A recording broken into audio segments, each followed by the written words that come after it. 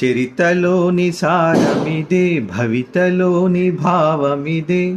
వీరగాథ విజయగాథలెన్ని విన్న మూలమిదే.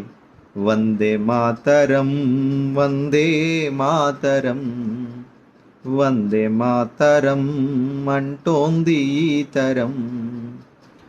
అరవింద వివేకానంద రామకృష్ణ దయానంద సమర్థుల సందేశం వందే మాతరం. ఛత్రపతి నేతాజీ సావరకర్ తానాజీ రాణా రక్తపు శౌర్యం వందే మాతరం.